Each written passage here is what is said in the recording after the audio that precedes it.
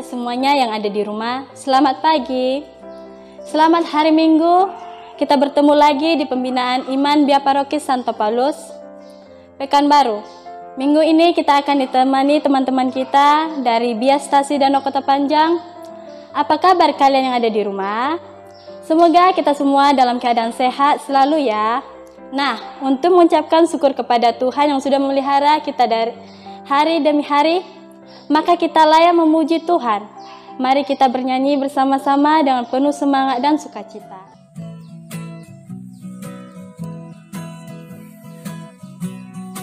Kasihnya seperti sungai, kasihnya seperti sungai, kasihnya seperti sungai di hatiku. Mengalir jiwaku susah, mengalir jiwaku susah, kasihnya seperti sungai di hatiku. Kasihnya seperti sungai, kasihnya seperti sungai, kasihnya seperti sungai di hatiku. Mengalir jiwaku susah, mengalir jiwaku susah, kasihnya seperti sungai di hatiku. Minggu ini kita sudah memasuki minggu masa Prapaskah kedua.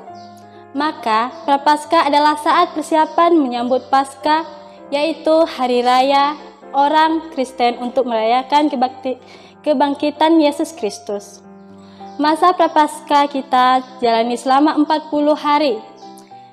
Itu sebagai kesempatan untuk mengubah hidup sehari-hari dan menjadi lebih dekat dengan Tuhan. Selamat Prapaskah, umat Kristen berpuasa dengan berbagai cara untuk meneladani dan menghormati Yesus yang telah berpuasa selama 40 hari di padang gurun.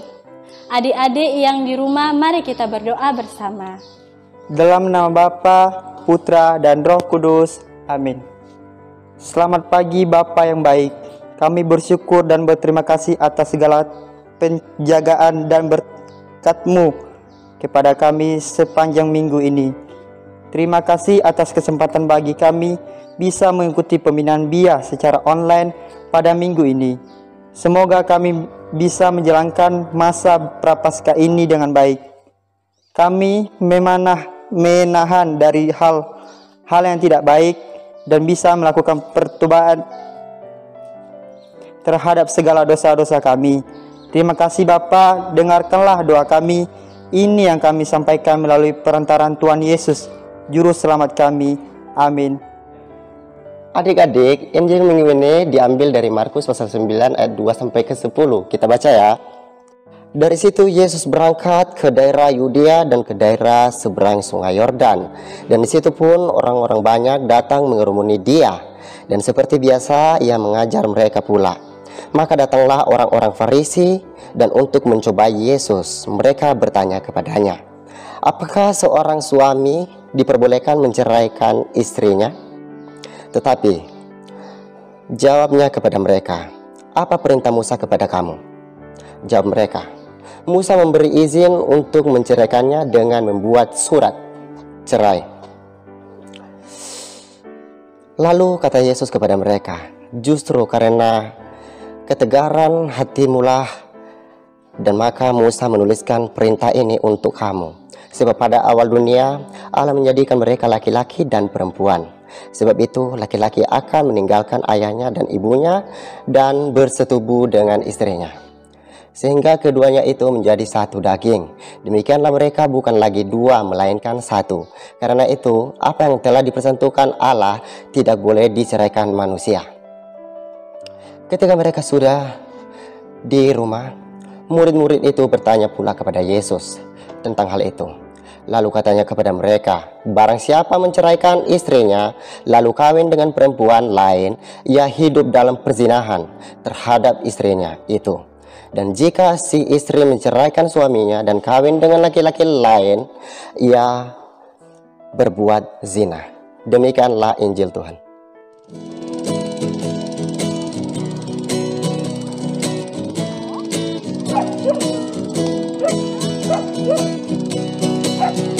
Singkong badannya besar, tapi aneh kakinya pendek. Lebih aneh binatang bebek, lehernya panjang, kakinya pendek. Haleluya, Tuhan Maha Kuasa. Haleluya, Tuhan Maha Kuasa. Singkong badannya besar, tapi ada binatang pendek. Lebih ada binatang bebek, lehernya panjang, kakinya pendek. Haleluya, Tuhan Maha Kuasa. Haleluya, Tuhan Maha Kuasa. Adik-adik, sekarang kalian akan mendengarkan renungan untuk minggu ini. Nah, renungan untuk minggu ini tentunya sudah kalian dengarkan tadi, yang diambil dari Markus 9 ayat 2 sampai 10. Adik-adik yang dikasihi Tuhan, tentunya kalian pernah mengalami perjumpaan atau pertemuan dengan seseorang yang sangat dekat di hati kalian.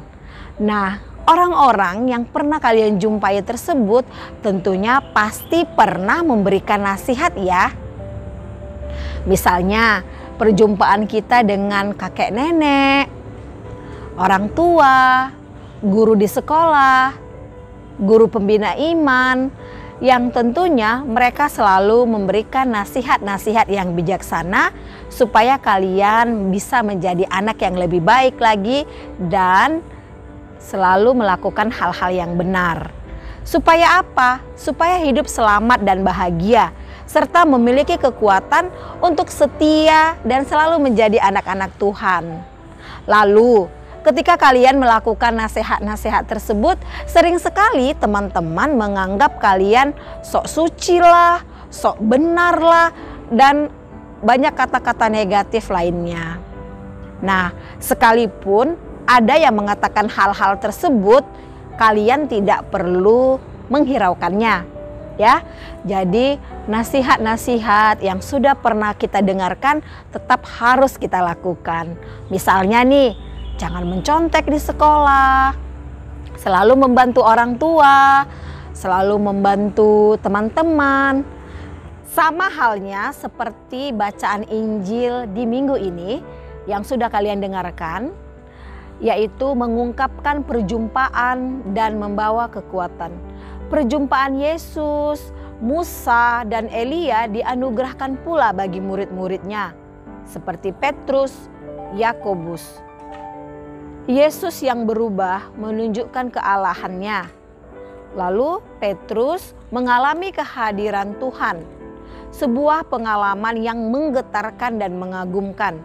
Bagaimana bisa menyaksikan dan melihat Tuhan secara langsung dengan mata sendiri. Nah, tentunya seperti pengalaman murid-murid Yesus tadi juga pernah kalian alami. Di suatu saat kita berjumpa dengan orang-orang yang mengasihi kita dan memberikan hal-hal baik seperti nasihat kepada kita. Nah, apakah di masa Prapaskah ini kita dapat meresapi sebuah perjumpaan dengan orang-orang baik tersebut? Orang-orang yang selalu memberikan kita nasihat dan kekuatan yang supaya kita selalu setia di jalan yang benar.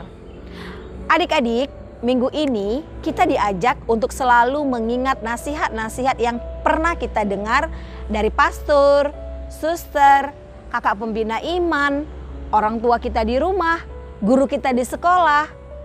Nasihat-nasihat itu harus kita dengarkan dan kita jalankan.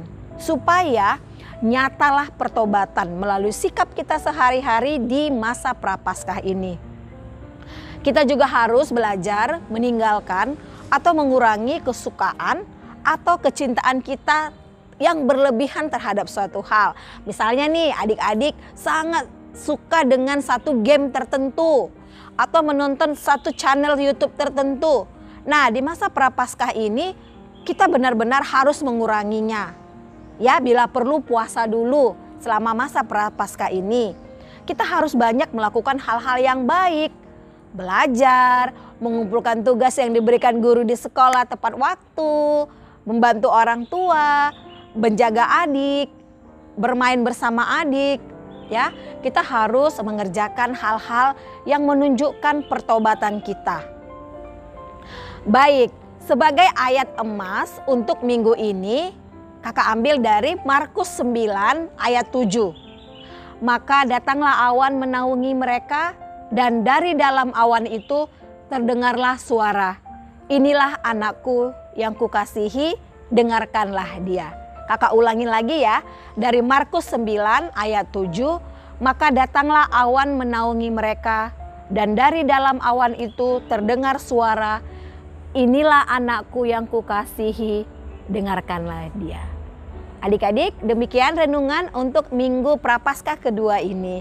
Semoga renungan ini bisa membuat kalian mengalami pertobatan yang nyata dalam kehidupan sehari-hari dan dalam perilaku kalian sehari-hari. Amin.